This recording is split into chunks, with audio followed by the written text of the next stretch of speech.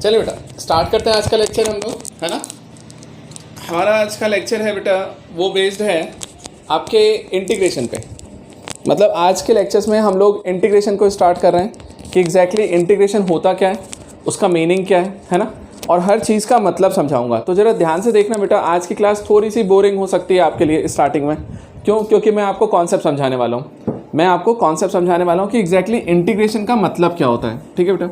अच्छा कुछ बच्चे जिन्होंने डिफरेंशिएशन अटेंड नहीं किया है उनको थोड़ा सा कम समझ में आएगा बेटा, क्योंकि हमने थोड़ी सी चीज़ें पहले पढ़ी है ना, उसके बेसिस पे। तो ज़्यादा वो मत होना, है ना। आपको बाद में जब आप डिफरेंशिएशन देखोगे ना, तो डिफरेंशिएशन के बाद में आपको इंटीग्रेशन ज़्यादा बेहतर समझ में आएगा। ठीक है, चलिए आइए देखें ध्यान से। हमारा टॉपिक स्टार्ट करते हैं, इंटीग्रेशन।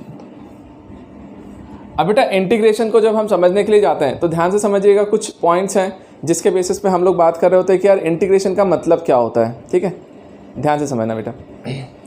जब हम इंटीग्रेशन को समझने के लिए जा रहे हैं, ध्यान देना, कंफ्यूज मत होना, ध्यान दो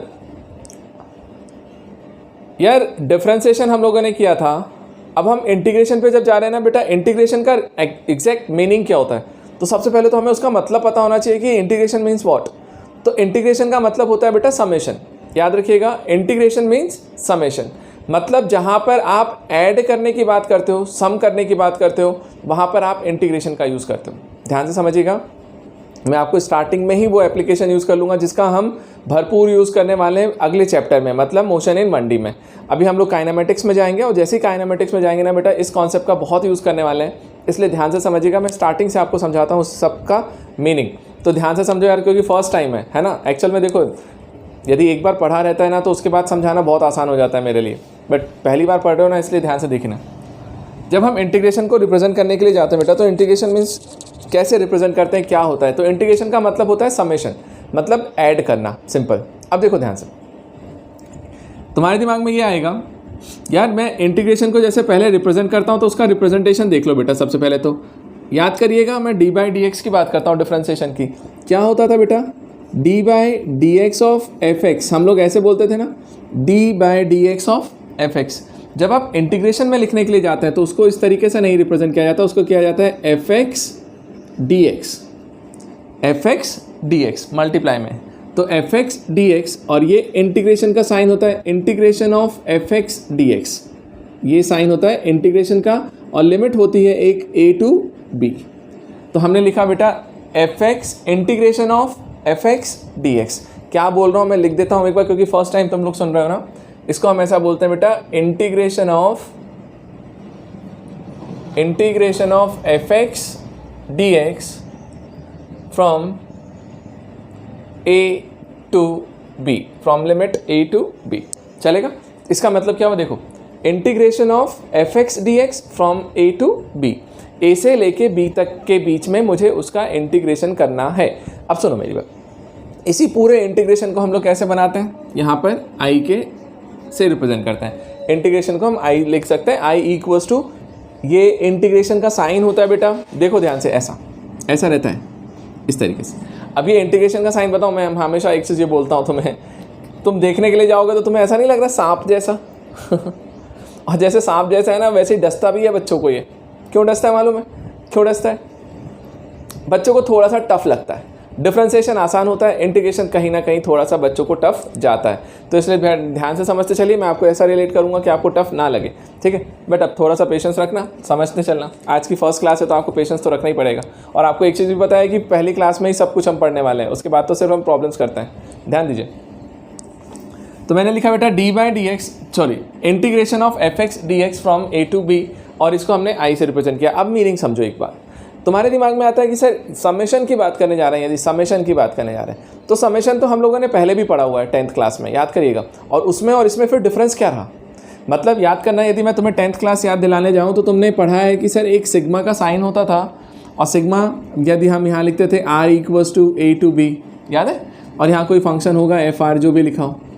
ठीक, तो हम इस तरीके से उसका समेशन भी करते थे, याद है, हम इसका समेशन करते थे यहाँ से यहाँ। जैसे मान लीजिए मैंने यहाँ पे लिखा 1 से लेके 10 तक की बात करें यदि, तो याद करना, मैं उसमें और इसमें डिफरेंस समझाता हूँ। बच्चों को अभी तक समझ में नहीं आता कि एग्जैक्टली सिग्मा और इंटीग्रेशन में क्या डिफरेंस है, क्या यूज़ करना होता है। ध्यान से यहाँ पर हम लोग याद करते थे बेटा समेशन। समेशन मतलब होता है ऐड करना। तो हम सबसे पहली वाली वैल्यू क्या रखते थे 1, तो हमने 1 रखा और f(1) मिला।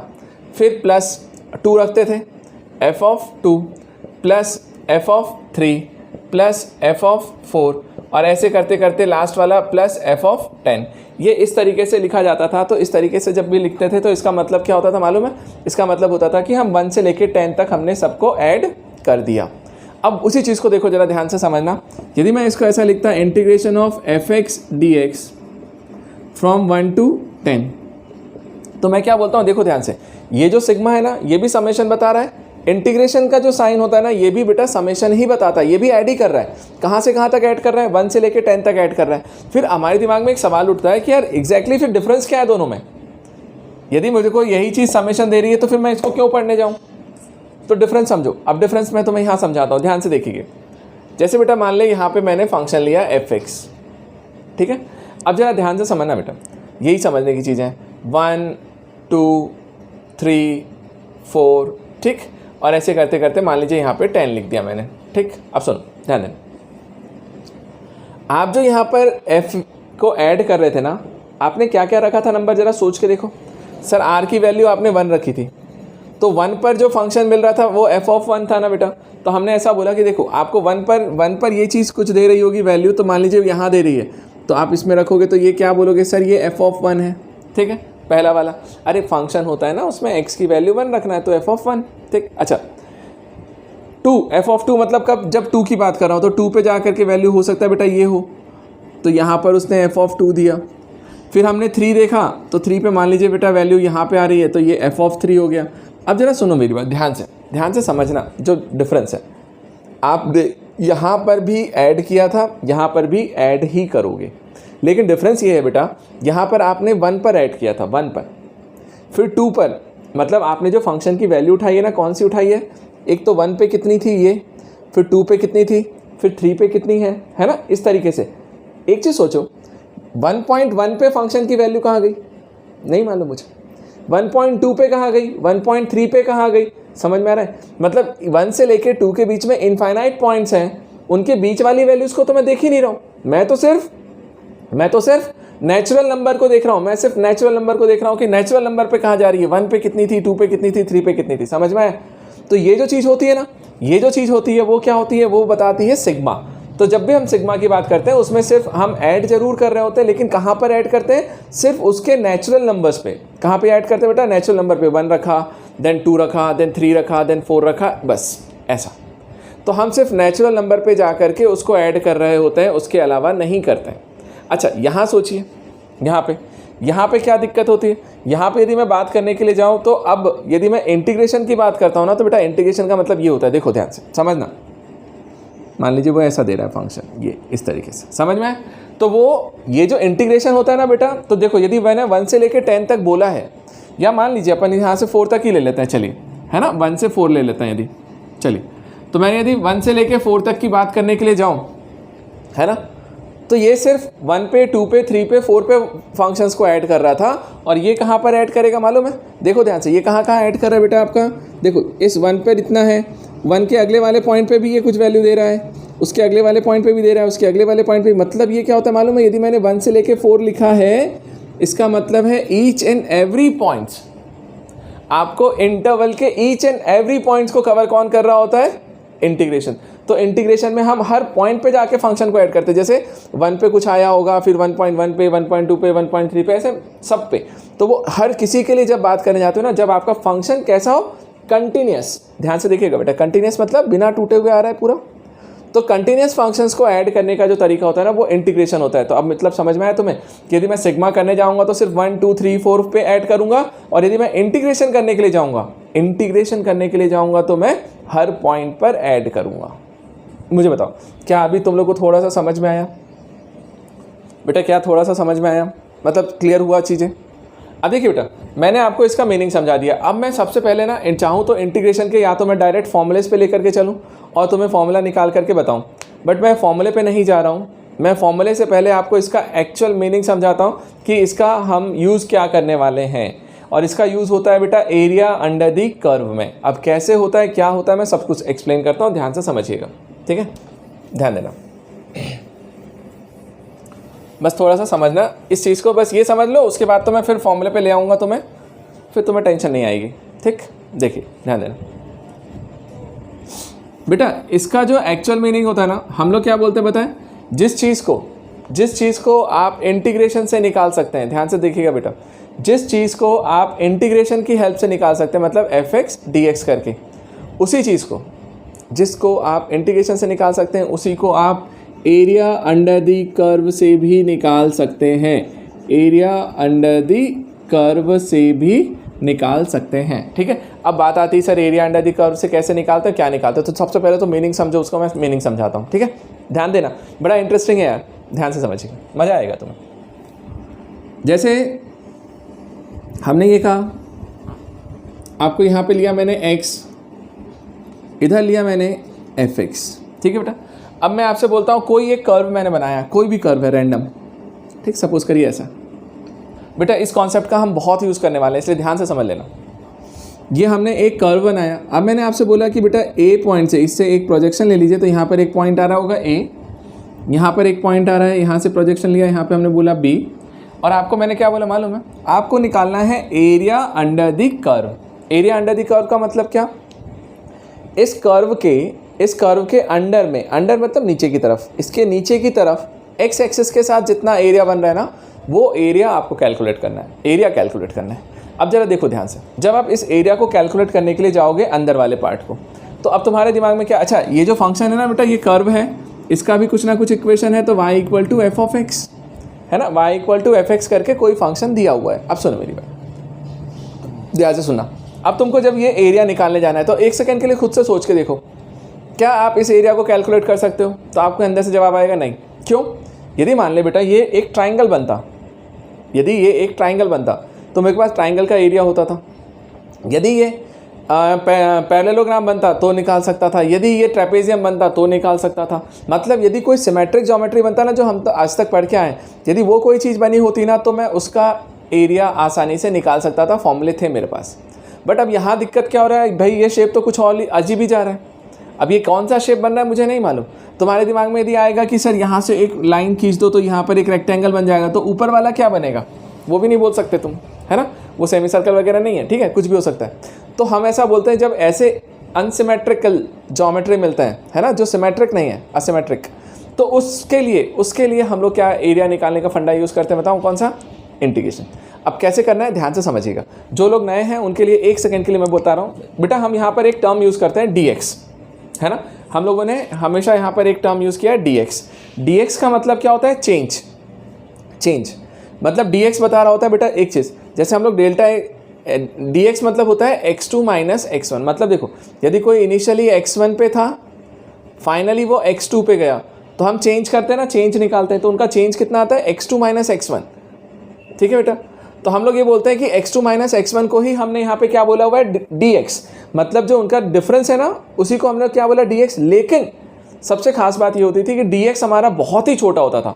बहुत छोटा मतलब कितना मालूम है, ध्यान से सोचो, इस dx की जो वैल्यू होती है ना, वो नियर अबाउट क्या होती है, 0.00000001, ऐसा। मतलब सोचो कि ये dx अपने आप में कितना छोटा नंबर है। मतलब देखा जाए तो ये चेंज है ही नहीं, क्योंकि यदि मैं इसको अप्रॉक्सीमेट कर लूँ तो अप्रॉक्सीमेटली तो 0 ही आ रहा है, मतलब चेंज हुआ ही नहीं है।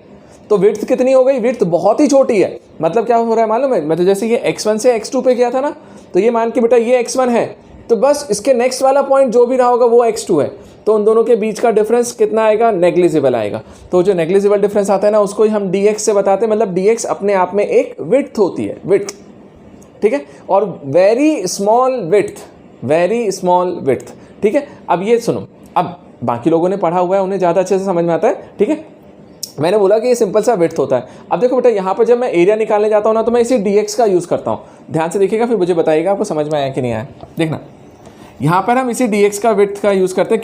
क्यों करेंगे मालूम है, देखो यहाँ से ध्यान देना, यहाँ से देखना, मुझे बताओ fx इंटू dx है ना, fx इंटू dx, तो तो ये dx भी तो है। अब मुझे पता करना पड़ेगा ना कि fx इंटू डी एक्स क्यों लिखा सर आपने। अब देखो मैं बताता हूँ क्यों किया। देखना, जब बेटा मैं इस पूरे को मैं ऐड करने के लिए जाऊँ, है ना, मुझे पूरा एरिया निकालना था, एरिया अंडर द कर्व, तो मुझे कोई फॉर्मूला नहीं मिल रहा है। तो मैंने क्या किया मालूम, ध्यान से सुनना, मैंने एक छोटा सा स्ट्रिप कट किया, यहाँ से एक स्ट्रिप लिया, यहाँ से लिए, और ये एक छोटा सा स्ट्रिप मैंने कट किया। और इस स्ट्रिप को हम क्या बोल रहे हैं मालूम है, ये जो स्ट्रिप हमने यहाँ से कट करी है ना बेटा, इसकी विड्थ को मैं क्या मान रहा हूँ, मैंने बोला कि ये जो विड्थ है ये मेरे लिए क्या है, dx। तो जो dx हमने बोला ना इतना छोटा सा पार्ट है, वो एक्चुअल में ये dx है। और यदि तुम रियल में सोचने के लिए जाओ तो ये dx भी मैंने बहुत बड़ा बना दिया है, क्योंकि मैं तो बोल रहा था dx ऑलमोस्ट नेग्लिजिबल है, मतलब देखा जाए तो ये तो बहुत ही छोटा सा है ना, बहुत ही छोटा सा पार्ट है। चलो अब मैंने ये छोटा सा पार्ट dx लिया। अब क्या करता हूँ, ध्यान से सीखना, ये dx लिया और यहाँ पर जो ये ऊपर वाला पोर्शन है ना छोटे से लिए, देखो ऐसे तो ये कर्व है, लेकिन इतने छोटे से पार्ट के लिए क्या मैं उसको ऐसा स्ट्रेट मान सकता हूँ, मान सकता हूँ, ठीक है। अब जरा बताओ इस पॉइंट पर फंक्शन की वैल्यू क्या है, मुझे बताओ फंक्शन की वैल्यू क्या होगी।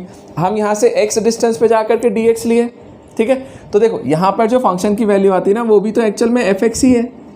अरे यार फंक्शन में जो भी वैल्यू होगा, देखो ऐसे सिंपल, कन्फ्यूज मत हो। यदि मान ले 3 पे लिया तो x के प्लेस पे 3 रख देना, 4 पे लिया तो 4 रख देना, 5 पे लिया तो 5 रख देना। तो मैंने बोला सिंपल सा, मैंने x पे लिया है तो fx बोल दिया, ओवरऑल काउंट हो गया। अब सुनो मेरी बात ध्यान से, ये जो मैंने छोटा सा पोर्शन लिया ना बेटा, इतना सा, ये वाला क्या बता रहा है, fx। अब देखो तुम, ये जो स्ट्रिप मैंने कट करी है, क्या तुमको लगता है कि ये अपने आप में एक छोटा सा रेक्टेंगल है रेक्टेंगल। और यदि ये छोटा सा रेक्टेंगल है तो रेक्टेंगल का एरिया क्या होता है, length into breadth, length into breadth. तो सोचिए बेटा लेंथ कितना है इसका, इस रेक्टेंगल का लेंथ क्या हो गया, ये पूरा। तो इस पूरे की जो लेंथ आ रही है वो तो fx है ना। तो यहाँ से मैंने इस चीज़ को क्या बोल दिया, मैंने बोला कि ये जो पूरी लेंथ आ रही है ना यहाँ से कट होकर के पूरी, इसको मैंने बोला कि सर ये fx है, तो ये लेंथ आया। अच्छा ब्रेड्थ की बात करें तो इसका विड्थ कितना आ रहा है, विड्थ ये वाला पार्ट कितना है, विड्थ ये dx। तो इसकी जो विड्थ आ रही है वो कितनी है, dx। तो लेंथ इंटू ब्रेड्थ, तो ब्रेड्थ के प्लेस पे मैंने क्या किया, dx। तो मैंने fx पूरा लिया, ये dx विड्थ लिया, तो लेंथ इंटू ब्रेड्थ, और लेंथ इंटू ब्रेड्थ किया तो मुझे कौन सा एरिया मिला, मुझे ये छोटा सा एरिया मिल गया। समझ में आया, ठीक है। मुझे बताओ क्या इतना समझ में आया, तो मैं तुम्हें अब आगे बढ़ के बस अब फॉर्मूला बना दूंगा 2 मिनट में। अब देखिए जैसे मैंने ये विड्थ निकाला, अब मैं क्या करता हूँ मालूम, अब सोचो एक चीज़, यदि मैं ऐसा ही एक अगला विड्थ फिर से ले लूँ, यहाँ पे नेक्स्ट वाला मैंने dx विड्थ एक और ले लिया, उसका एरिया निकाला। यार इसका एरिया निकालने जाऊँगा तो सेम विड्थ मैंने dx लिया है, ऊपर से fx मिलेगा, fx इंटू dx, इसका भी एरिया आएगा। तो पहला वाला एरिया लिखा, उसमें दूसरे वाले एरिया को फिर से ऐड करता हूँ, तो दूसरा वाला एरिया कौन सा होगा, सोचो ये सेकेंड वाला जो मैंने ब्लू से बनाया, ठीक है। तो मैंने प्लस किया, तो देखो fx dx, इसको भी ऐड कर दिया। अगली बार में प्लस, फिर से एक और विड्थ ले लीजिए dx, ठीक है। अब बस आपको समझा देता हूँ मैं लास्ट, ये हमने फिर से एक dx लिया, फिर से उसका एरिया निकाला, तो उसका भी एरिया क्या निकल के आएगा, fx dx। तो तीसरा वाला ऐड किया, और ऐसे करते करते अब जरा सोचो तुमको मैंने एरिया निकालना सिखाया, एक एरिया निकाला, दूसरा निकाला, तीसरा निकाला, ऐसे 3 स्टेप्स के एरिया हमने निकाल लिए। अब आपको यदि टोटल एरिया निकालना है a से लेके b तक, तो क्या करोगे सर, आप a से स्टार्ट करोगे, यहाँ से एक dx विड्थ उठाओगे सबसे पहले, फिर इसका एरिया लिखोगे fx इंटू dx, फिर अगला वाला, फिर अगला वाला, ऐसे करते करते आप यहाँ तक b वाले पॉइंट तक जाओगे पूरा तब जा करके आपको टोटल एरिया मिलेगा, राइट। तो टोटल एरिया निकालने के लिए आप इसी fx dx को ऐड करते जाओगे, और कितनी बार ऐड करना पड़ेगा, मेरे ख्याल से शायद इनफाइनाइट टाइम्स। क्यों, हमने dx ही इतना छोटा लेकर के रखा है कि ऐसे बहुत सारे रेक्टेंगल्स बनेंगे। अब सबको ऐड करने जाए तो या तो हम इंसान इतना फोकट होना चाहिए कि ऐड करते बैठ, या फिर आप मत करो, इसी चीज़ को, इतने सारे fx dx को एक साथ ऐड करना चाहते हो, एक साथ ऐड करना चाहते हो, मतलब समेशन करना चाहते हो, सम करना चाहते हो, तो उसी समेशन का नाम है बेटा fx dx किया। और इतना बार ऐड ना करते हुए हमने ये वाला साइन लगा दिया सांप का, मतलब इंटीग्रेशन का। ये जो इंटीग्रेशन का साइन है ना, ये साइन मुझे बताता है कि मैं उसे ऐड कर रहा हूँ। इंटीग्रेशन मतलब ऐड करना, कि मैंने इनको ऐड किया है। अच्छा, कहाँ से कहाँ तक ऐड किया बेटा, कहाँ से कहाँ, मतलब हम ऐड भी कहाँ से कहाँ कर रहे हैं, लोअर लिमिट और अपर लिमिट होती है ना। तो यहाँ पर जो ये a है ना, इसको हम क्या बोलते हैं बेटा, ये याद रखिएगा, ये होता है मेरे लिए लोअर लिमिट। लोअर लिमिट मतलब मैंने कहाँ से ऐड करना स्टार्ट किया, और अपर लिमिट मतलब कहाँ तक ऐड किया है, समझ में आया। तो मैं अभी एरिया निकाल रहा हूँ क्योंकि ए से बी तक, तो मैं बोलूँगा लोअर लिमिट मेरे लिए ए, अपर लिमिट मेरे लिए बी, ठीक है। तो जब मैं ए से लेके बी तक इस पूरे एरिया को ऐड करूँगा तो क्या ये पूरा मुझे दे देगा एरिया अंडर दी कर्व? तो मैं बोलता हूँ हाँ दे देगा। अरे ये पूरा दे देगा ना मेरा एरिया अंडर दी कर्व। तो कब आया? जब हमने इंटीग्रेशन किया from a to b f x d x. तो बेटा ये जो साइन होता है ना, इसको ही हम अभी तक आपको रिप्रेजेंट करते हुए आ रहे थे। मतलब हम अभी तक जो मैंने आपको समझाने की कोशिश करी ना, बस इसी चीज़ को समझाने की कोशिश करिए कि integration of f x d x from a to b exactly अपने आप में क्या बताता है? वो बताता है area under the curve from lower limit to upper limit. तो याद रखना बेटा, यहाँ पर जो ए लिखा होता है ना, यहाँ पर जो ए है, ये ए हमेशा क्या बताएगा? यहाँ पर लोअर लिमिट, और ये जो है वो बताता है आपको अपर लिमिट। और अब जा करके हमारा इंटीग्रेशन का मीनिंग समझ में आया कि एग्जैक्टली इंटीग्रेशन में कौन क्या रिप्रेजेंट करता है। मतलब फंक्शन लिखिए, फिर dx कीजिए, फिर इंटीग्रेशन का साइन लगाएंगे और ये लिमिट लगा के सॉल्व करेंगे। अच्छा, दो टाइप के इंटीग्रेशन होते हैं, एक जगह हमें लिमिट को देखना होता है, एक जगह नहीं देखना होता है, बट मैं अभी समझाऊंगा आपको। मुझे बता दो क्या इतना क्लियर है? तो अब मैं फॉर्मूले पे आऊँगा, आपको इंटीग्रेशन के फॉर्मूले लर्न करवाता हूँ, याद करवाता हूँ, उसके बाद में फिर अपन प्रॉब्लम्स पे चलेंगे बेटा। हाँ जी, क्या इतना क्लियर? आइए बेटा, अब मैंने ये फॉर्मूला आपको लिख दिया। अब मैं इंटीग्रेशन पे मेनली जा रहा हूँ फॉर्मूलेस पे। अब अपन इंटीग्रेशन को एज अ फॉर्मूला डिस्कस करने वाले हैं, ठीक है। अब सारे फॉर्मूले देखिए, फिर अपन चलेंगे और फिर इन सारे प्रॉब्लम्स को डील करेंगे। एरिया अंडर दी कर्व का कॉन्सेप्ट तो तभी कर पाएंगे जब हम प्रॉब्लम्स देखें पहले, तो फॉर्मूला वाइज।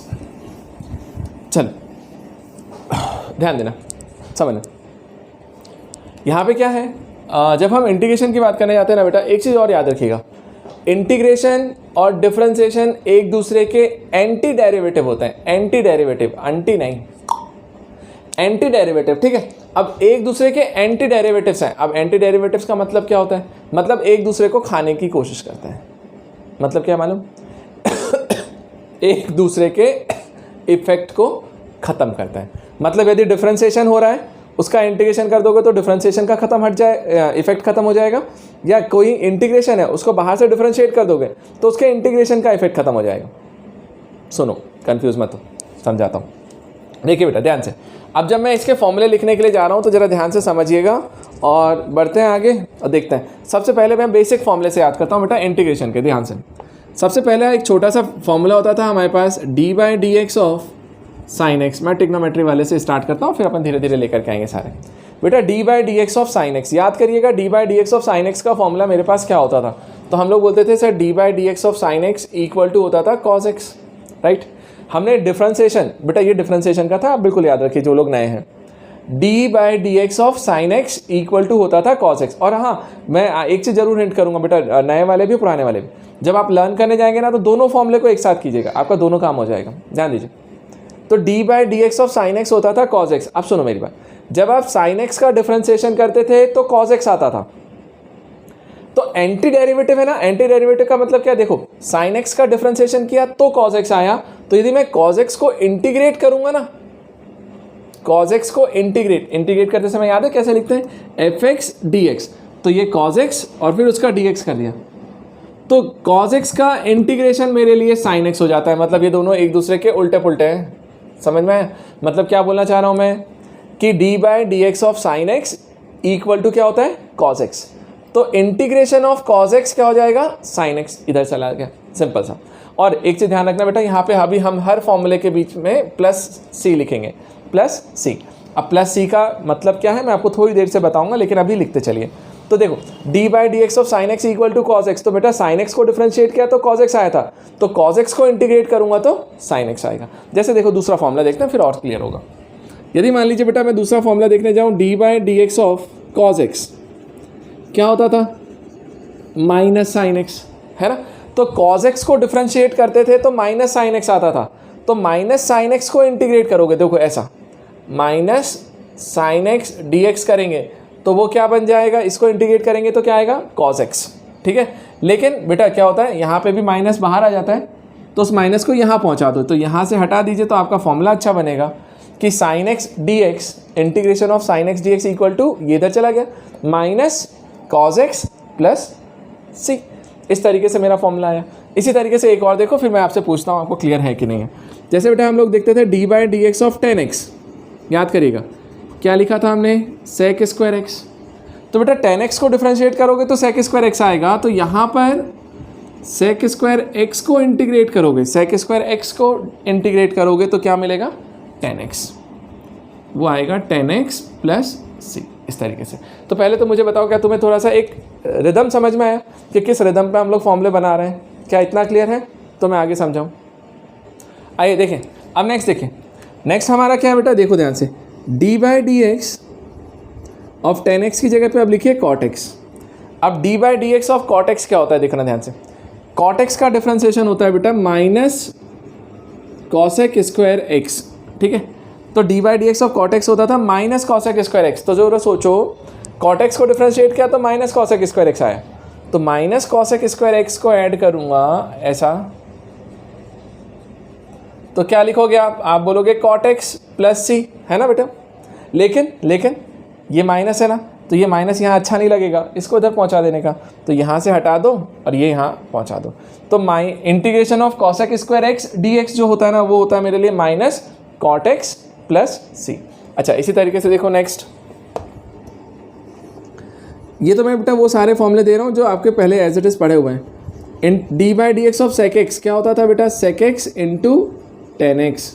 तो सेक एक्स 10x को इंटीग्रेट करोगे, इसको इंटीग्रेट करोगे तो ये मिलेगा। तो integration of sec x into 10x dx equal to क्या हो जाएगा, सेक एक्स प्लस सी, ठीक। इस तरीके से आया। अगला देखो, d by d x of cosec x. बेटा कॉसेक एक्स का क्या होता है, यहाँ पे ध्यान रखिएगा, minus cosec x into cot x, ये आता था। तो इसको इंटीग्रेट करोगे तो integration of cosec x into cot x d x, है ना, ये वाला क्या हो जाएगा, minus cosec x plus c. अब देखिए ये इतने फॉर्मूले तुम्हारे पास आ गए, ठीक। तो मुझे बता दो क्या इतने फॉर्मूले क्लियर हैं? तो मैं इसी फॉर्मूले को रब करूँगा और यहीं कहीं अगला वाला फॉर्मूला बताता हूँ, सेम चीज़। ये क्लियर है तो मैं नेक्स्ट वाला बता दूँ आपको।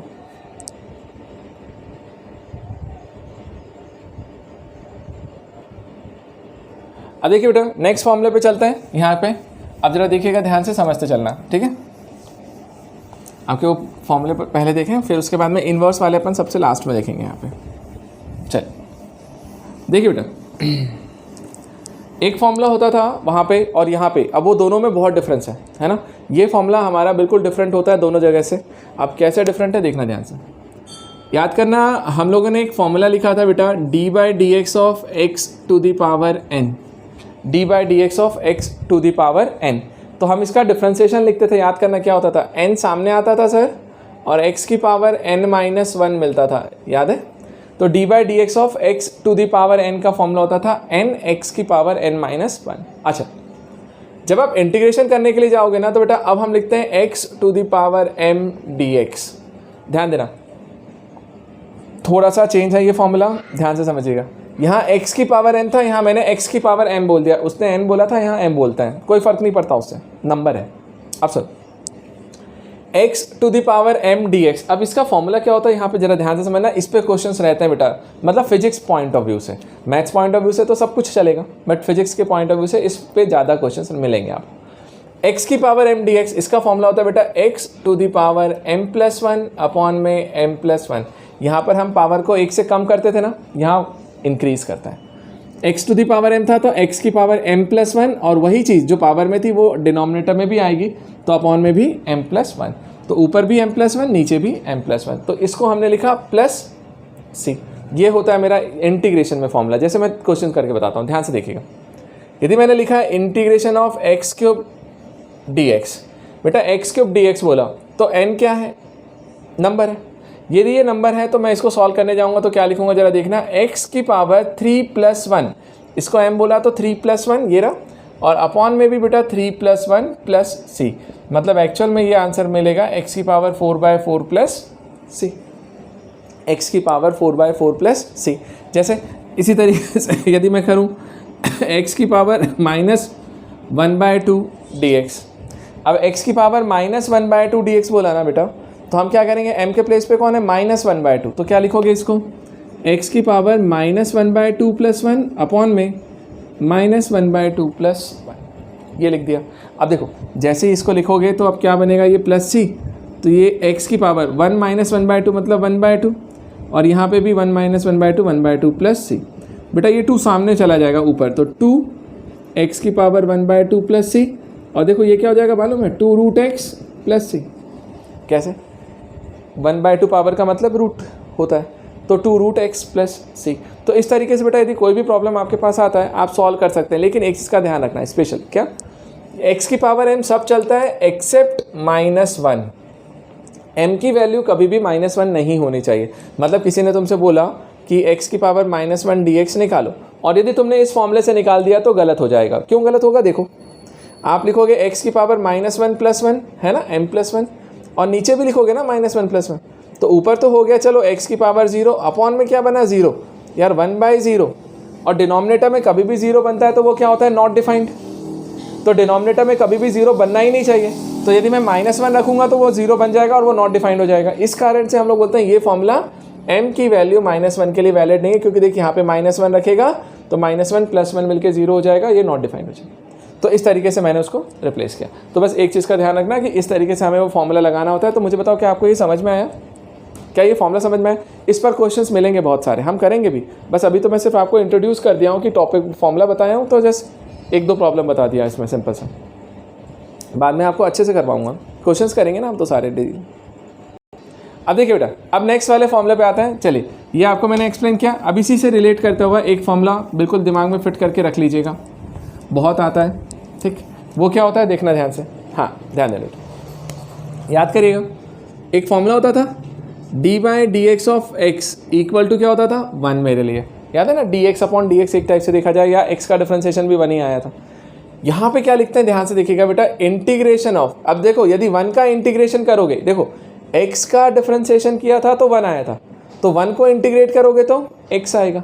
तो बस यहाँ पे लिखते बेटा 1 dx हमेशा क्या होता है x, या अच्छा 1 dx का मतलब क्या, 1 भी लिखना नहीं चाहिए, तो इंटीग्रेशन ऑफ dx का मतलब क्या हो जाता है x + c, बस x + c। अब कैसे, एक तरीका तो यहाँ से, दूसरा तरीका देखो बेटा, यदि मैंने इंटीग्रेशन ऑफ dx बोला है, इसका मतलब है कि यहाँ पे सर 1 है, 1 dx। अच्छा 1 है तो मैं क्या लिखता हूँ मालूम है, क्या 1 को लिखा जा सकता है x की पावर 0, हाँ x की पावर 0 हमेशा 1 होता है, और ये dx है। अब जरा सोचना बेटा, ये x की पावर 0 dx हमने निकाला, ठीक है। अब देखो ध्यान से, m के प्लेस पे हमने क्या ले लिया, 0। अरे m के प्लेस पे 0 तो चलेगा ना, -1 नहीं चलेगा, बाकी सब चलेगा। तो मैंने 0 ले लिया, तो बताओ तो इसको लिख सकते हैं क्या, x की पावर 0 + 1 अपॉन में भी 0 + 1। तो मैंने लिख दिया, तो मैंने लिखा तो ऊपर बनेगा x अपॉन में 1 + c, मतलब ये आ गया ना x + c। तो सिंपल वो पुराने वाले फॉर्मूले का ही एप्लीकेशन है। तो बस इतना याद रखना बेटा, इंटीग्रेशन ऑफ dx यदि दिया हुआ है तो वो x होता है। इसी तरीके से कभी इंटीग्रेशन ऑफ dy दे तो वो y हो जाएगा, इंटीग्रेशन ऑफ d थीटा दे तो थीटा हो जाएगा, इंटीग्रेशन ऑफ dw दे तो w हो जाएगा। मतलब जो होता है ना वही चीज़ लिख देते हैं। तो बिल्कुल बेटा इस फॉर्मूले को रट के रखना, क्योंकि बहुत बार बनता है ये फॉर्मूला बहुत काम आएगा बार बार, तो आपको डायरेक्ट याद होना चाहिए, ठीक है। चलिए अब इस फॉर्मूले को आपने याद रख लिया। अब देखो अगला देखें, अब देखना ध्यान से इस फॉर्मूले के बाद में अपना नेक्स्ट फॉर्मूला क्या बनता है, देखो ध्यान से याद करना बेटा, d/dx of 1/x equal to, है ना, या फिर एक काम करिए, याद करिए तो मुझे d/dx of log ex, log x क्या होता था बेटा, d/dx ऑफ log ex क्या होता था, 1/x, ठीक, पढ़ा था हमने। तो यदि हम इसको 1/x लिखते थे, d/dx ऑफ log x क्या होता था, 1/x, तो 1/x का इंटीग्रेशन करोगे तो 1/x dx क्या हो जाएगा, log x + c। हाँ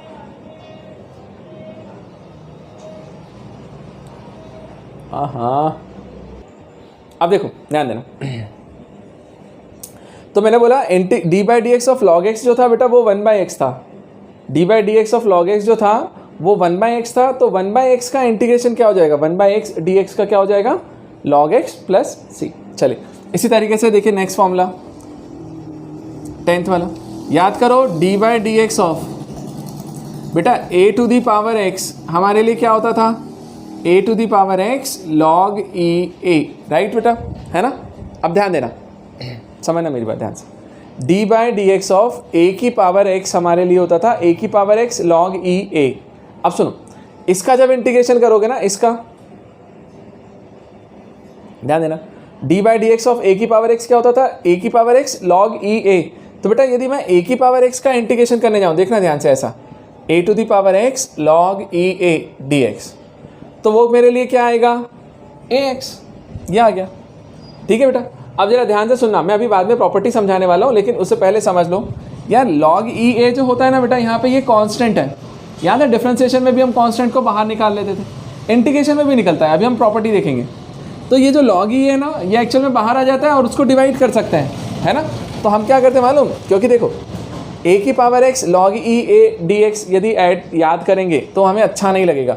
हम लोग जो फॉर्मूला बनाते हैं वो बनाते हैं a to the power x dx का, a to the power x dx। तो मैंने देखो ऐसा बोला, मैंने बोला इसको इंटीग्रेट करूँगा तो ये मिलेगा, तो a की power x log e a dx, a की पावर x है, तो ये log e a को कॉमन निकाल के डिवाइड कर देना।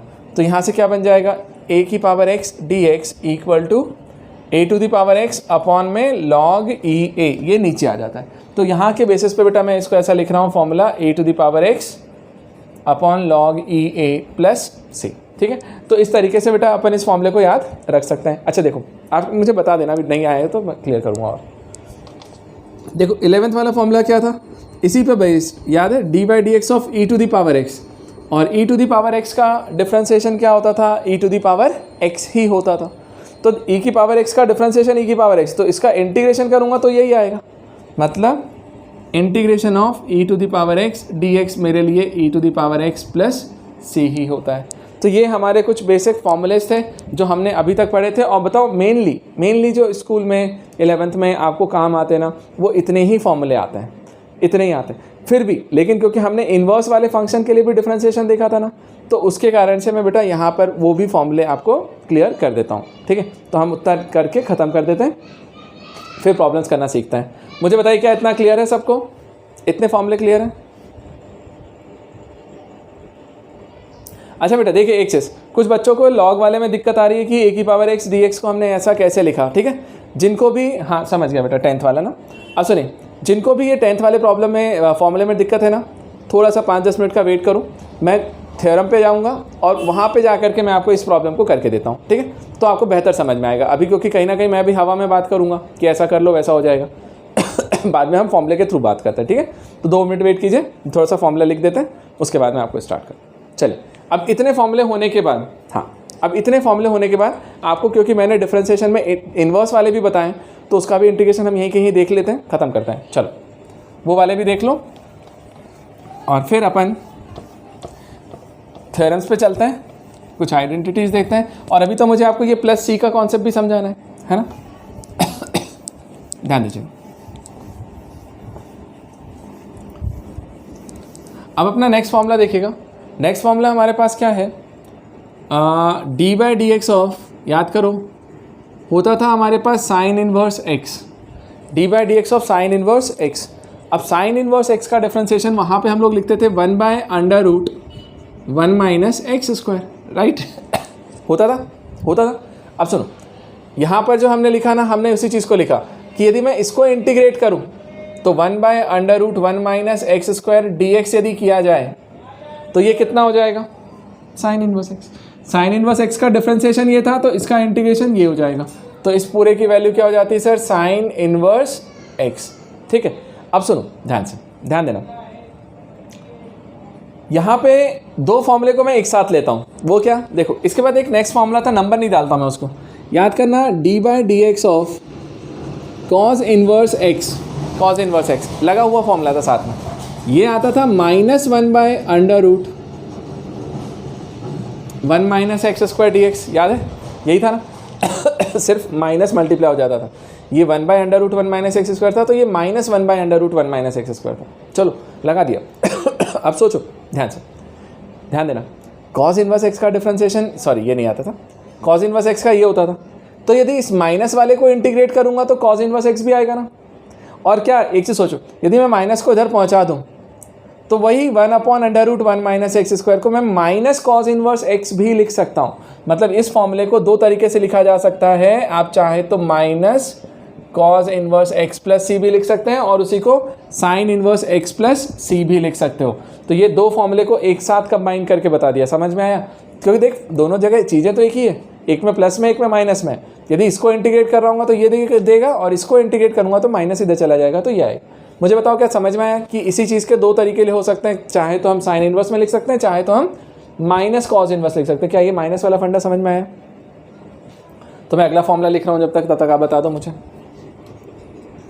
नेक्स्ट फॉर्मूला होता था d/dx ऑफ, आ गया ना, ठीक है चलिए, d/dx of tan inverse x। बेटा tan इनवर्स x का फॉर्मूला होता था, d/dx of tan inverse x का फॉर्मूला होता था 1/1 plus x square. tan inverse x का फॉर्मूला होता था 1/1 प्लस एक्स स्क्वायर। अब जरा सोचो 1/1 प्लस एक्स स्क्वायर यदि मैं लिखने के लिए जा रहा हूँ, अब यहाँ पे लिखता हूँ integration of 1/1 plus x square dx, इसका इंटीग्रेशन करो। अब 1/1 प्लस एक्स स्क्वायर dx यदि मैं करने के लिए जाऊँगा, इसको इंटीग्रेट करूँगा तो क्या मिलेगा, tan इनवर्स x। तो मैंने बोला ये चीज़ मुझे क्या दे रही होगी sir, tan inverse x plus c, ठीक है। तो इसने मुझे tan inverse x plus c दे दिया, राइट। अच्छा वहीं पे देखो एक और फॉर्मूला था साथ में, कौन सा, d/dx of cot inverse x पढ़ा था हमने, ये होता था -1/1 प्लस एक्स स्क्वायर। बेटा तो सोचो यहाँ पे भी तो सिर्फ माइनस ही है ना, तो माइनस को इधर ले जाओ तो माइनस कॉट इनवर्स एक्स भी लिखा जा सकता है इसी चीज़ को। तो मैं इसी को मैं minus cot inverse x plus c भी लिख सकता हूँ, ठीक। चलिए इसी तरीके से आपका 14th वाला फॉर्मूला होता था d/dx of sec inverse x, ये आता था 1/x √x स्क्वायर -1। तो इसको इंटीग्रेट करोगे, बस फॉर्मूला हो रहा है ख़त्म बेटा अपना, 1/x √x स्क्वायर -1 dx। तो इसको पूरे को इंटीग्रेट करेंगे तो क्या आएगा, सेक इनवर्स x प्लस सी। अच्छा इसी तरीके से याद करना, कॉसेक इनवर्स भी था लास्ट फॉर्मूला हमारा, वो था -1/x √x स्क्वायर -1। तो ये जो माइनस वाला पूरा पोर्शन है इसको ऐड करोगे, इंटीग्रेट करोगे तो ये माइनस के साथ आएगा ना। तो इसी चीज़ को मैं minus cosec inverse x plus c भी लिख सकता हूँ। तो इस तरीके से जा करके बेटा मेरा पूरा फंडा क्लियर होता है कि सारे फॉर्मूले मैंने आपको क्लियर कर दिए कि इतने फॉर्मूले आपको याद करने हैं। और देखो मैंने आपको तरीका भी बताया कि आपको बाकी लोग नहीं डिस्कस करते इतना, बट मेरा है कि मैं आपको कोशिश करता हूँ कि जितना ज़्यादा आपको सिंपल वे में ले जाऊँ उतना अच्छा है। तो आपको मैंने सारे तरीके बता दिए कि किस तरीके से आप याद रख सकते हो। जिन्होंने डिफरेंशिएशन पहले रट लिया था फॉर्मूला याद करो, उनके लिए बहुत अच्छा काम है कि सर सिर्फ उल्टा ही तो करना है। तो जैसे हम भले से इंटीग्रेशन कर रहे होंगे बट दिमाग में फॉर्मूला डिफरेंशिएशन का आएगा, फिर सोचेंगे उसका उल्टा क्या आएगा, तो आसानी से निकल आता है। तो मुझे बताइए कि आपको इतनी चीज़ें क्लियर हुई, तो मैं आपको 2 थ्योरम बताता हूँ और उन पर बेस अपन प्रॉब्लम्स करना स्टार्ट करते हैं आज। तो आपको समझ में आना स्टार्ट होगा अच्छे से, प्रॉब्लम्स करेंगे तभी तो आएगा कि एक्चुअल में अप्लाई कैसे करना है। हाँ जी, अब आ जाइए बेटा, यहाँ पे जैसे हम लोग डिफरेंशिएशन में 2 थ्योरम देखे थे, अब यहाँ पे भी हमारे पास 2 थ्योरम हैं। अब वो 2 थ्योरम पहले हम लोग देख रहे हैं, उसके बाद इसमें भी मल्टीप्लिकेशन का रूल होता है, बट उसको हम बाद में देखेंगे, अभी नहीं देखेंगे। अब ध्यान से देखिए, वैसे फिजिक्स में बताने की जरूरत भी नहीं होती, वो देखो ध्यान से। थ्योरम में क्या होता है याद करिएगा बेटा, मैं आपको फॉर्मूला याद करवाता हूँ। d/dx of c into F x होता था, याद है। कोई कांस्टेंट यदि मेरे पास हो फंक्शन के साथ, तो हम लोग बोलते थे डिफरेंशिएशन में क्या होता है, वो कांस्टेंट बाहर आ जाता था। मैं अभी प्रॉब्लम करके बताता हूँ। और इंटीग्रेशन डिफरेंशिएशन हम किसका कर देते थे, फंक्शन का, f(x) dx। चलेगा। तो हमने क्या दिया, c को बाहर निकाला और d/dx ऑफ f(x) किया था। ये हमारा प्रॉपर्टी था कहाँ का, डिफरेंशिएशन का। इंटीग्रेशन में देखो इसी चीज़ को, इंटीग्रेशन में यदि c f(x) dx है, मतलब कोई फंक्शन दिया हुआ है और उसके साथ में कोई कांस्टेंट चिपका हुआ है मल्टीप्लाई में, तो यहाँ भी वही चीज़ होती है बेटा कि कांस्टेंट जो है वो बाहर आ जाता है और आप इंटीग्रेशन किसका कर देते हो। बेटा एक काम करें, यहाँ हम k लिख देते हैं, k ज़्यादा अच्छा लग रहा है, कांस्टेंट k लिख दीजिए। तो जो k है वो k हमारा बाहर आ जाएगा और इंटीग्रेशन f(x) dx हो जाएगा, क्योंकि हम प्लस c लिखते हैं ना, इसलिए मैंने k लिख दिया। चलेगा। अब देखो मैं करके बताता हूँ। जैसे मान लीजिए integration of 3 cos x dx बोला किसी ने, integration of 3 cos x dx।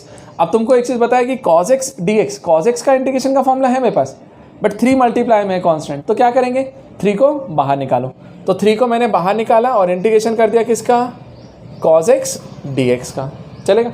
अब cos x dx का मैंने इंटीग्रेशन कर दिया, चलेगा। अब जैसे ही मैंने इसका इंटीग्रेशन किया तो cos x का फॉर्मूला क्या है, तो सोचो, याद करो तो इंटीग्रेशन cos x क्या होता था, अभी लिखा था मैंने। तो हम सोचेंगे कि cos x किसके डिफरेंशिएशन में आता था, sin x के। तो इंटीग्रेशन ऑफ cos x का क्या होता था बेटा हमारे लिए मालूम है, sin x प्लस सी। अब देखो ये चीज़ आपको तभी बनेगी जब आपको फॉर्मूले रटे होंगे, बिल्कुल सही। तो जब आपको फॉर्मूला रटा होगा तो आप डायरेक्ट लिख दोगे इसको sin x, integration of cos x की जगह पे 3 sin x प्लस सी, हो गया आंसर। इसी तरीके से देखो तुम्हारा जो फॉर्मूला जो थोड़ा 10th वाला जिसमें तुम लोग डाउट हो रहे थे कि d by d x of a की पावर एक्स इक्वल टू होता था ए की power x log e a, है ना बेटा। अब जरा देखो आपको समझा देते हैं, यदि मैं इसका इंटीग्रेशन करूँगा तो ये मिलेगा। तो मैंने इंटीग्रेशन किया a to the power x log e a d x, right बेटा।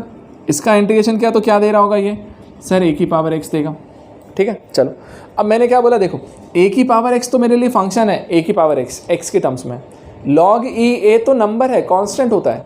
तो ये कांस्टेंट को इसी प्रॉपर्टी से मैं कांस्टेंट को बाहर निकाल सकता हूँ। तो मैंने यहाँ से बाहर निकाल दिया लॉग ई ए को, ये बना ए की power x d x equal to a की पावर एक्स। अब क्या करें यार, कांस्टेंट यहाँ बाहर निकला हुआ है, नीचे पहुँचा दे, क्या जा रहा है। तो इसको मैं नीचे पहुँचा देता हूँ, तो यहाँ से क्या निकल के आएगा, ए की power x d x equal to a to the power x upon log e a plus c. तो इस तरीके से जा करके बेटा मेरा वो फॉर्मूला निकल के आया था। तो इस तरीके से बेटा आपको फॉर्मूले को करना है। तो मुझे बताइए क्या आप लोग को क्लियर हुआ, क्या ये चीज़ क्लियर हो गई बेटा, ये प्रॉपर्टी क्लियर है। और साथ में ये वाला डाउट जो आपका डाउट था 10th वाला, आपने मुझसे पूछा था तब, याद है मुझे बताओ क्या ये क्लियर है इतना। अब बेटा नेक्स्ट वाले फॉर्मूलेट पे चलते हैं। नेक्स्ट प्रॉपर्टी क्या थी इसकी वो देखिए, फिर अपन इस पर प्रॉब्लम्स करना स्टार्ट करते हैं ताकि आपको कुछ समझ में आए। बेटा d by d x of, हम लोग एक चीज़ लिखते थे याद है, F x plus g x. यदि दो फंक्शन मेरे पास प्लस में हो, मैं अभी करके बताऊंगा आपको, सम कन्फ्यूज़ नहीं होना। Differentiation of f x plus g x लिखते थे, तो कैसे लिखते थे मालूम है, डिस्ट्रीब्यूटिव बोलते थे हम लोग। कैसा सर, पहले वाले का डिफरेंशिएशन कर दीजिए, d by d x of f x plus दूसरे का डिफरेंशिएशन कर दीजिए, तो d by d x of g x, ठीक है। अब सोचिए d by d x of f x क्या, d by d x of g x क्या, दोनों को सेपरेट कर लिया था बस, और कुछ नहीं। सेम फंडा इंटीग्रेशन में भी है वैलिड, क्या मालूम, देखो integration of f x plus g x, यदि कोई तुमसे बोलता है कि दो फंक्शन प्लस में है, अभी कंफ्यूज मत हो ना, मैं करके बताता हूँ। डी एक्स, दो चीज़ें प्लस में है, उसका डी एक्स करना है, तो कुछ नहीं, ये भी डिस्ट्रीब्यूटिव है, पहले के साथ फिर दूसरे के साथ। तो पहले वाले का इंटीग्रेशन कर देना, integration of f x d x plus integration of g x d x. तो पहले वाले का एफ एक्स डी एक्स किया, दूसरे वाले का जी एक्स डी एक्स किया। तो इस तरीके से जा करके बेटा हम लोग वहाँ पर सिंपल सॉल्व करते हैं। अब देखो मैं जैसे तुम्हें एग्जांपल बताता हूँ, यदि मान लीजिए किसी ने मुझे दिया e की power x plus 3 sec square x, ठीक है, dx। अब बोलो यदि किसी ने मुझे इस तरीके से दिया, तो देखो मुझे ऐसा लगता है e की पावर x का भी एक फॉर्मूला है, मतलब वो भी अपने आप में एक फंक्शन है, मान लो f(x) है। ये 3 sec स्क्वायर एक्स दूसरा फंक्शन है, मान लो gx है। दोनों प्लस में लिखे गए, तो हम क्या कर सकते हैं, दोनों को स्प्लिट कर सकते हैं, मतलब डिस्ट्रीब्यूट कर सकते हैं। कैसे यार, पहले वाले का इंटीग्रेशन कर दे, इंटीग्रेशन ऑफ e की पावर x, साथ में dx आ गया, प्लस इसका 3 sec स्क्वायर एक्स dx आ गया। अगली स्टेप में क्या करोगे बेटा बताओ मुझे। तो e की पावर x dx का आंसर ही e की पावर x होता था, फॉर्मूले याद होने चाहिए बेटा इसके लिए ना। प्लस ये 3 बाहर आया, क्यों, कांस्टेंट है तो बाहर, अभी प्रॉपर्टी पड़ी थी, ये sec स्क्वायर एक्स dx। तो बेटा आंसर क्या आया, e की पावर x प्लस 3।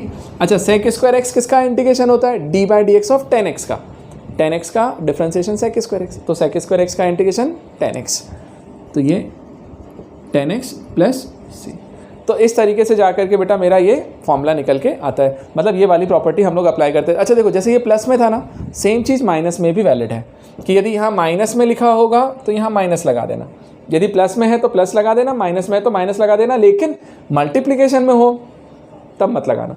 मल्टीप्लिकेशन का फॉर्मूला ही बड़ा सा बनता है एक, हम आपको समझाएंगे, करेंगे अपन, इसमें भी करेंगे, लेकिन मल्टीप्लिकेशन को हम एक पूरा आईलेट के फंडे पे चलेंगे और समझेंगे। पहले मुझे बता दो क्या ये प्रॉपर्टी भी क्लियर है, तो बस अब मैं प्रॉब्लम्स करवाता हूँ। देखिए बेटा, अब एक प्रॉब्लम देखते हैं थोड़े से।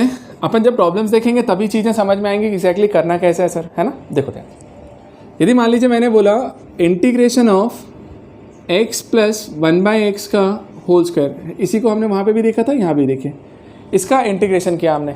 Integration of x plus 1/x dx चाहिए, x का होल स्क्वायर दिया और dx निकालना। अब इसको इंटीग्रेट करने जाएंगे तो सोचेंगे कि फॉर्मूला कैसे निकलेगा, तो सोचो, कन्फ्यूज मत होना। अभी तो सिंपल सर, पहले तो आप इसका एक्सपांशन कर लो यार, x प्लस 1/x दिया हुआ है, उसका स्क्वायर है, तो एक्सपांशन करते हैं। फिर इसके बाद अगला क्वेश्चन मैं तुम्हें देने वाला हूँ, a प्लस बी का होल स्क्वायर, तो बेटा a square plus b square plus 2ab, तो 2 इंटू ए इंटू बी, और इस पूरे का dx कर दिया। चलिए, अब जैसे मैंने इसका dx किया, अब देखो सॉल्व करते हैं। देखना बेटा, ये एक फंक्शन है, ये दूसरा फंक्शन है, ये तीसरा फंक्शन है, ये तीनों प्लस में है। अभी हमने सेकंड वाली प्रॉपर्टी देखी थी कि कितने भी प्लस में आए सबको डिस्ट्रीब्यूट कर सकते हैं। तो पहले का इंटीग्रेशन अलग कर दो, integration of x square D x, plus दूसरे का अलग कर दो, और प्लस तीसरे का अलग। ये x और x कैंसिल हो गया होगा तो बचेगा सिर्फ 2dx। चलिए बेटा, अब देखो ध्यान से, एक्स स्क्वायर, अब यहाँ कौन सा फॉर्मूला लगाना चाहोगे, तो देखो ध्यान से, मैंने बोला था सबसे ज़्यादा यूज़ में आता है x की पावर m dx। क्या होता है बेटा, x की पावर m+1 अपॉन m+1। तो चलो यहाँ पे x की पावर 2+1 अपॉन में 2+1। चलो पहला पार्ट हुआ, प्लस इसको मैं ऐसा लिखूँ बेटा, x की पावर -2dx, ऊपर जाके -2 हो जाएगा, तब अपन सिंप्लीफाई कर पाएंगे, है ना। और यहाँ पे क्या होगा जरा सोचो, 2 बाहर आ गया, इंटीग्रेशन किसका, dx। बेटा 2 क्यों बाहर आ गया, मल्टीप्लाई में कांस्टेंट बाहर आ जाएगा, ये इंटीग्रेशन ऑफ dx बचा। चलो आंसर आ गया। ये क्या बना बेटा, x³ / 3। इसको भी प्रॉपर्टी यही लगेगी, x की पावर m, ये वाला, तो -2+1 अपॉन -2+1, प्लस ये 2 बाहर है, इंटीग्रेशन ऑफ dx क्या होता है, x। चलिए सॉल्व कीजिए, x³ / 3 -2+1 क्या हो जाएगा, -1, तो ये माइनस, और x की पावर -1 मतलब 1/x। बेटा x की पावर -1, तो उसी को हम 1/x लिख सकते हैं, तो इसको लिख दिया 1/x प्लस 2x, और लास्ट में जा करके एक कांस्टेंट लिख दीजिए +c। अरे जो हम c लिखते आ रहे हैं ना, वो +c सिर्फ लास्ट में लगाना है बस, पूरा सॉल्व करने के बाद। आप मुझे बताओ क्या इतना समझ में आया, तो मैं आपको +c का कॉन्सेप्ट एक बार समझाता हूँ। हाँ, फिर अगला प्रॉब्लम आपको देता हूँ। चलिए बेटा, अब ये वाला फॉर्मूला आपको समझ में आ गया, ये प्रॉब्लम समझ में आया। अब मैं आपको पहले वो सी का कॉन्सेप्ट समझाता हूँ, फिर आपको एक प्रॉब्लम देता हूँ, ठीक। आप मुझे करके आंसर बताइए, फिर अपन सॉल्व करेंगे उससे।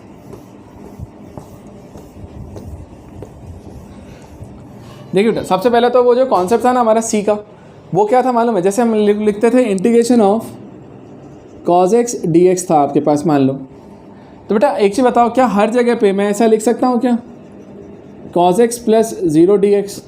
अरे 0 को तो मैं किसी में भी ऐड कर सकता हूँ ना, हर जगह पे कर सकता हूँ, कर दिया। फिर मैंने प्रॉपर्टी कौन सी लगा दी, ये वाली। अच्छा एक फॉर्मूला रह गया बेटा मेरे से लिखने में, ज़रा लिख लीजिए एक बार, ध्यान से सुनिएगा, याद करना बेटा। डिफरेंशिएशन में एक फॉर्मूला होता था d/dx ऑफ c, कांस्टेंट का डिफरेंशिएशन कितना होता था, 0। तो 0 का इंटीग्रेशन क्या होगा, 0 dx, इसका इंटीग्रेशन क्या होगा, कांस्टेंट c। समझ में आया। अरे d/dx ऑफ कांस्टेंट होता था 0 डिफरेंशिएशन में, तो इंटीग्रेशन क्या हो जाएगा, 0 का इंटीग्रेशन हो जाएगा c। बस यही वाला फंडा था यहाँ पे, कि जैसे cos x दिया था cos x dx, तो मैं उसको लिख सकता हूँ cos x + 0 dx, बस स्प्लिट कर दीजिए इसे, तो ये बन जाएगा integration of cos x dx + 0 dx। और बेटा सोचिएगा, ये तो वही रहने दीजिए जो भी है, प्लस मुझे बताइए, अच्छा cos x का इंटीग्रेशन लिख ही दो ना यार, cos x का इंटीग्रेशन क्या होता है, sin x, प्लस अच्छा 0 का इंटीग्रेशन क्या होता है, कांस्टेंट c। तो इसी कारण से बेटा हम सबके साथ में वो c चिपकाते आ रहे हैं कि कोई भी फंक्शन है, मान लें e की पावर x है, तो उसको भी तो लिख सकता हूँ e की पावर x + 0, फिर e की पावर x का इंटीग्रेशन प्लस 0 का इंटीग्रेशन हो जाएगा। बोलो भाई, क्या क्लियर हुआ, ये समझ में आया कि सी का फंडा क्या था, उसका कॉन्सेप्ट का, है ना। चलो एक बात और लास्ट में एक डाउट बच्चे के दिमाग में आता है यहाँ पे, मालूम है वो कौन सा डाउट आता है बेटा, वो डाउट ये आता है हमारे पास यहाँ पे कि यदि सी लिख रहे थे, तो याद कर अभी वाला जो जस्ट इससे पहले वाला प्रॉब्लम था, आपने 3 इंटीग्रेशन करे थे, एक्स स्क्वायर का भी किया था, 1/x² का भी किया था, 2 का भी किया। तो सर जब x² का इंटीग्रेशन किया तो उसके साथ भी एक c आना चाहिए, 1/x² का किया तो उसके साथ भी एक c आना चाहिए, और 2 का किया तब भी उसके साथ c आना चाहिए, मतलब 3 c आने चाहिए, या फिर बोलो तो c1 + c2 + c3 होना चाहिए, है ना। ऐसा चलेगा ना कि 3 c होना चाहिए या c1 + c2 + c3। मत कीजिए ऐसा, बताओ क्यों, ध्यान से समझना। मान ले बेटा ये तो c तो कांस्टेंट है ना, कांस्टेंट है। जरा सोचो एक चीज़, पहले वाले को इंटीग्रेट किया उसके साथ में कांस्टेंट आ गया 2, सपोज करो कांस्टेंट कितना है 2। दूसरे वाले को इंटीग्रेट किया कांस्टेंट आ गया 3, तो वो भी +3 हो गया। तीसरे वाले को इंटीग्रेट किया उसका कांस्टेंट आ गया 1, उसको भी इंटीग्रेट किया। तो देख बेटा ये खुद अपने आप में एक c है कांस्टेंट, ये भी एक c है, ये भी एक c है। अब इन तीनों को ऐड कर दो तो जरा, तो क्या निकल के आएगा 6। तो 6 भी तो अपने आप में एक कांस्टेंट है ना। तो हम लोग क्या बोलते हैं, हम लोग इंडिविजुअली नहीं लिखते, हम लिखते ओवरऑल लास्ट में जाकर के एक c लिख दीजिए। वो c मतलब क्या हो गया मालूम, सबके c मिला करके एक बड़ा c बन गया, समझ में। तो उसको हम लोग उस तरीके से ले जा करके सॉल्व करते हैं। इसलिए आप हर जगह अलग अलग ना लिखें, सिर्फ एक जगह लिख दें, आपका काम हो जाएगा। क्या फंडा क्लियर है? तो मैं बढ़ जाऊँ आगे, आपको दे दूँ एक प्रॉब्लम बस लास्ट, बस आज की क्लास के लिए इतना ही रहेगा। एक लास्ट प्रॉब्लम करके ख़त्म करेंगे। हाँ जी ठीक है, चल आ जाओ बेटा। एक चीज़ सजेस्ट करूंगा, मैं इसको अपलोड करने की कोशिश करूंगा कि आज ही कर दूं तुम्हें, है ना। और ये लेक्चर मैं आप लोगों को दे दूंगा। तो एक काम का जरूर करना कि कल का दिन है संडे, एक बार इस लेक्चर को रिपीट जरूर करना, सब लोग रिपीट करना बेटा, जिन्होंने भी पढ़ा ना सब एक बार इस लेक्चर को जरूर रिपीट करना कि अच्छे से बिल्कुल दिमाग में फिट हो जाए। ठीक, चलो मुझे ज़रा इस वाले इंटीग्रेशन का आंसर दे दो तो आप लोग यार। इंटीग्रेशन ऑफ x + 1/x का cube dx whole cube dx है, ठीक है, क्यूब dx। हाँ बेटा ज़रा इसको एक बार इंटीग्रेट करके दे दीजिए। हाँ कमेंट भी करा करो, नालायक को लाइक किया करो, तुम लोग लाइक करते ही नहीं हो, है ना।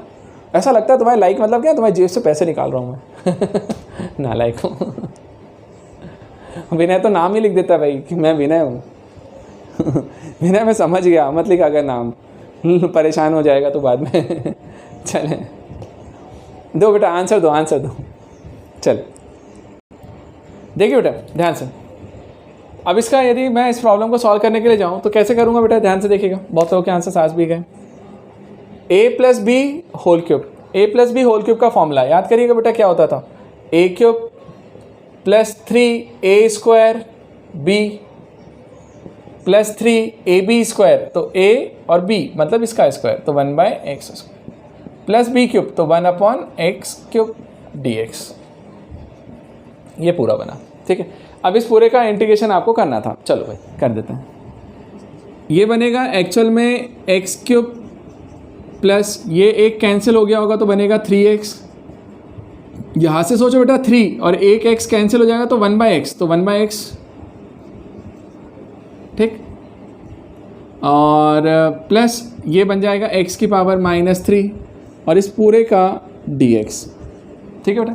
चलिए लास्ट में आंसर देखिए, x³ का इंटीग्रेशन अलग कर लो, x³ dx ये रहा, plus integration of 3x dx, integration of 3/x dx, plus integration of x⁻³ dx।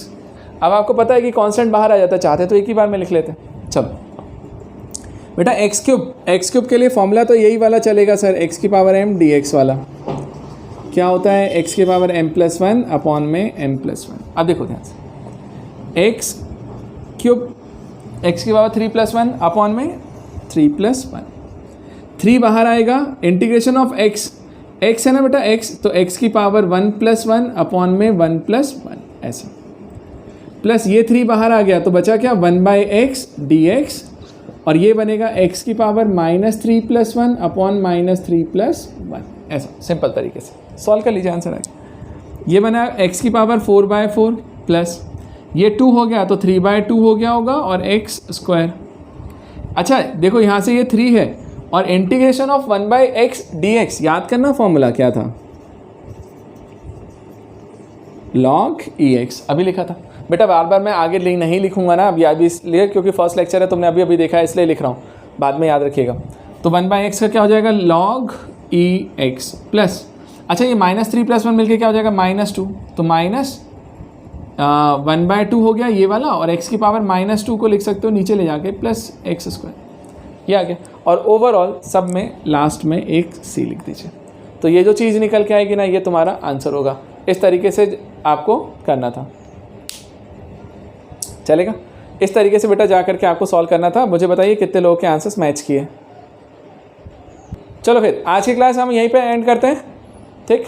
आज की क्लास यहीं पर एंड करते हैं। और सुनो मेरी बात, लास्ट इवनिंग का लेक्चर ज़रूर अटेंड करना। वीवी का मेथड बहुत इंपॉर्टेंट है, पूरा पढ़ाऊँगा फिर से, ठीक है? मैंने आपको लेक्चर दिया था सिर्फ इसके लिए कि आप एक बार देख लो तो आपको ज़्यादा बेहतर समझ में आएगा, और आपको इसकी इंपॉर्टेंस मैं पहले बता चुका हूँ, ठीक?